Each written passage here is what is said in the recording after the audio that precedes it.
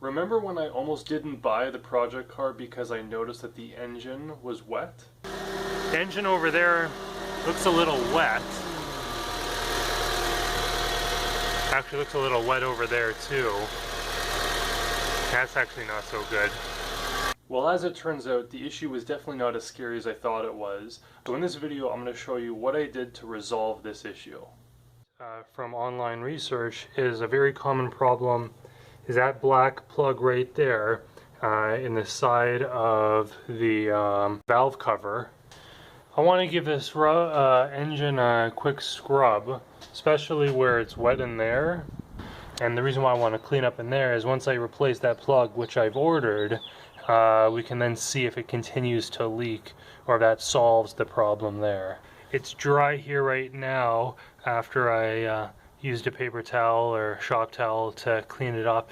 After turning the engine on, we're going to see if it's leaking or if it's wet there afterwards. So hard to say if it's leaking. As you can see, there's two horizontal lines on it. You keep them horizontal.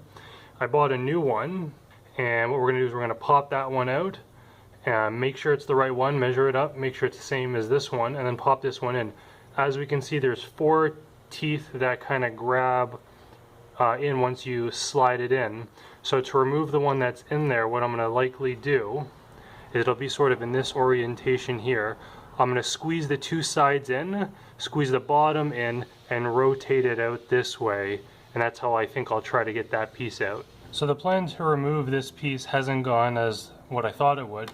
Instead, I'm using 2 standard tip screwdrivers kind of as fingers, and I'm kind of just prying at it from different areas, sort of wiggling it one little step at a time. I've actually kind of broken the top lip of it off as it is, but that's okay because it's garbage anyways.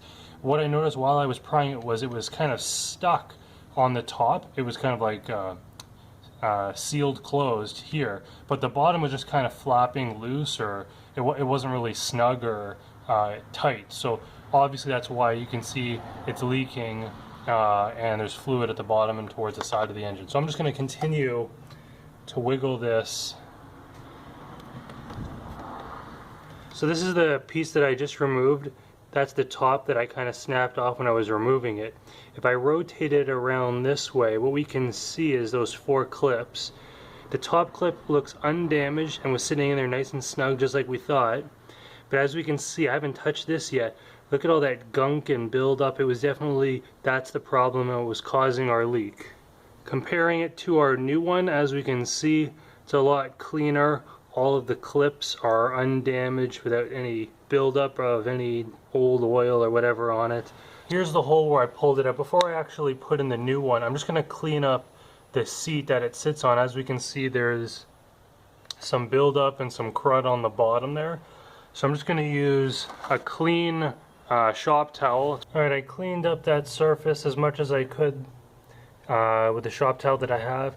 I gave it a little bit of a scrub with some, nails, just because there was some gunk buildup, especially towards the front at the bottom right there, but I was able to remove most of that. I also was careful not to put any debris into the car and make sure I only pulled it out. Also should mention, this what I'm doing here right now with this little seal or cap, whatever, is fairly simple, straightforward to do on this vehicle. Other Civics, I know that they have an ERG module to do with like emissions, and it's in the way right here.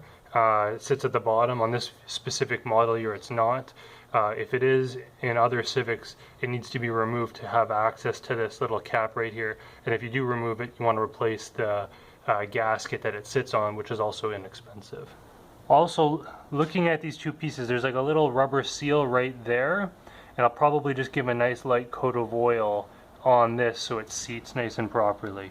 So now I'm going to insert this way, the same way I pulled out this one, with these 2 horizontal lines here aligning horizontally in the valve cover.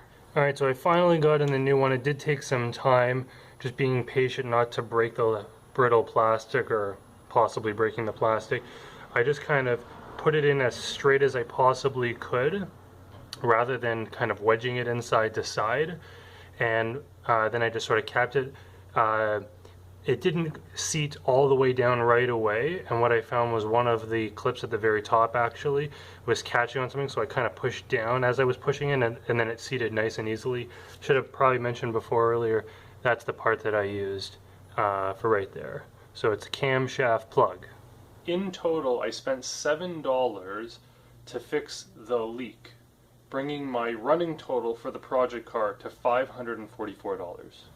One last thing I should mention is I use more shop towel and try to dry out, and I will dry out the rest of all that wet space underneath. Then when the engine runs, I'll monitor to make sure that this plug is actually effective.